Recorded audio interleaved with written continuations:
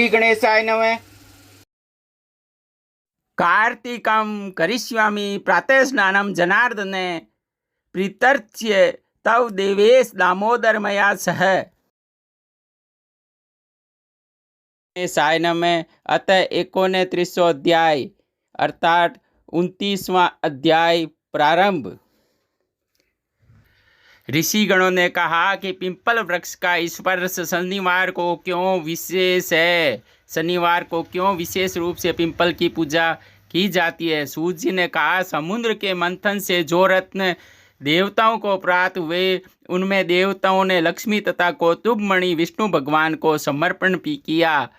लक्ष्मी को जब विष्णु भगवान अपनी भार्या बनाने के लिए तत्पर हुए तब विष्णु भगवान से लक्ष्मी ने निवेदन किया। लक्ष्मी ने कहा, मेरी बड़ी बहन लक्ष्मी का विवाह हुए बिना आप मुझ छोटी बहन से विवाह कैसे कर सकते हैं। अतः आप पहले मेरी बड़ी बहन का विवाह कर ले, अनंतर मेरा विवाह कीजिए, क्योंकि यही प्राचीन नियम है। सूत जी ने कहा, लक्ष्मी की ऐसी वाणी सुनकर भगवान ने लक्ष्मी की बड़ी बहन लक्ष्मी का विवाह आग्रह पूर्वक उल्लाक ऋषि के साथ कर दिया। लक्ष्मी बड़े मुख, उज्जवल दांत, वृद्ध के समान शरीर, बड़े बड़े लाल नेत्र और रूखे बालों वाली थी। उद्दालक मुनि ने भी उसे विष्णु भगवान के आग्रह से स्वीकार कर वेद धनुष से गुंजित अपने आश्रम में ले आए। हवन के पवित्र धुएं से सुगंधित वेद ध्वनि से मुखरित उस मनोहर आश्रम को देखकर वह अत्यंत दुखित होकर बोली। ज्येष्ठा ने कहा, इस आश्रम में वेद ध्वनि हो रही है, इस कारण यह आश्रम मेरे रहने लायक नहीं है, अतः मुझे किसी दूसरे स्थान पर ले चलो।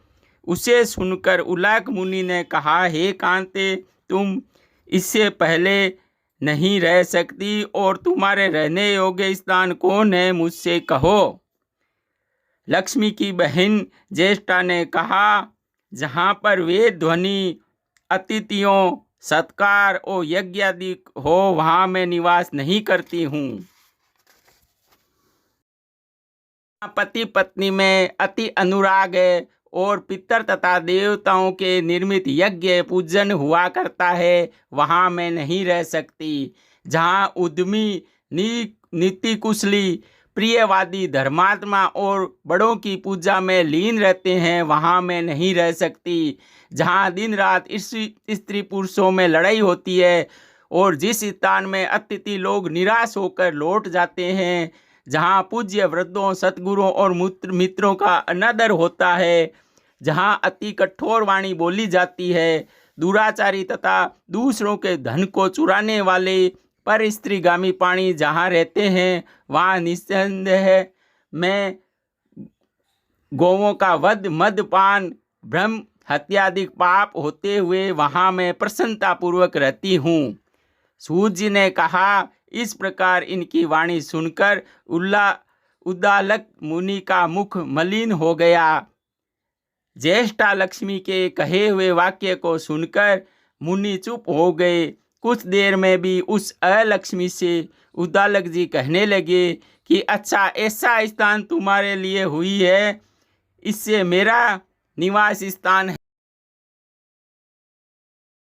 लक्ष्मी के पति उल्लाक जी उनसे कहने लगी, हे लक्ष्मी, अच्छा, मैं तुम्हारे लिए एक अच्छा स्थान खोज करूँगा। उल्लाक जी ने कहा, मैं जब तक तुम्हारे लिए योग्य स्थान ढूंढ कर न लाऊं तब तक तुम इसी पिंपल के वृक्ष के नीचे स्थिर होकर बैठी रहो। सूत जी ने कहा कि उल्लाहक उनको वहाँ बैठा कर स्थान ढूंढने चले गए। बहुत काल तक उनकी प्रतीक्षा करने पर भी जब वो नहीं आए, तब पति के परित्याग से दुखित होकर वह दरिद्रा रोने लगी। उसके करुण रोदन से उनकी बहन लक्ष्मी ने बैकुंठ में सुना और विष्णु भगवान से व्याकुल मन होकर कहने लगी। लक्ष्मी ने कहा, हे नाथ, हमारी बड़ी बहन दरिद्रा पति के त्याग के कारण बहुत दुखी हो गई है। हे कृपालो, यदि मैं आपकी प्रिय पत्नी हूँ तो उसको आश्वासन देने के लिए आप जाइए। इस प्रार्थना को सुनकर कृपा सिंधु विष्णु भगवान लक्ष्मी के साथ वहां आए। उस दरिद्र को ज्ञान देते हुए विष्णु भगवान कहने लगे। विष्णु जी ने कहा, हे लक्ष्मी, इस पिंपल की जड़ में तुम सर्वदा के लिए स्थिर होकर निवास करोगी, क्योंकि मेरे ही अंश से यह पिंपल का वृक्ष उत्पन्न हुआ है और मेरा ही इसमें निवास है। वर्ष गृहस्थ प्राणी तुम्हारा पूजन करेंगे, उन्हीं के घर में तुम्हारी छोटी बहन लक्ष्मी स्थिर होकर रहेगी। और विविध प्रकार के उपहारों से स्त्रियों को अश्वमेघ पूजन करना चाहिए। प्राणी मात्र को चाहिए कि पुष्प धूप गंधकों से तुम्हारी पूजा करे, तभी उन प्राणियों के प्रति लक्ष्मी जी सदा प्रसन्न रहेगी। सूत जी ने कहा, श्री कृष्ण सत्यभामा का तथा पृथु और नारद का संवाद तुम लोगों को मैंने सुना दिया।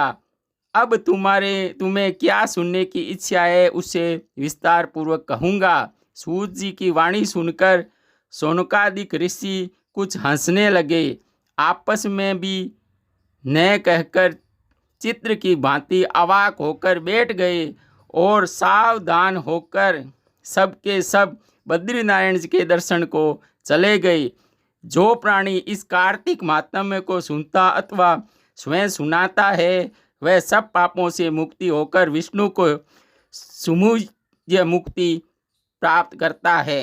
इति श्री पद्म पुराणे भाषाटिका सहितम 31 अध्याय 29वां अध्याय समाप्तम इति कार्तिक महात्म्य समाप्तम।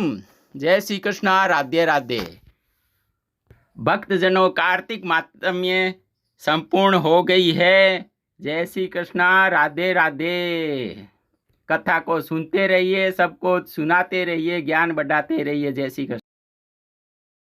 ओम पूर्णमद पूर्णमिदं पूर्णात् पूर्णमुदच्यते पूर्णस्य पूर्णमादाय पूर्णमेवावशिष्यते इति श्री कृष्ण सत्यभामा संवादे कार्तिक माध्यम में संपूर्णम।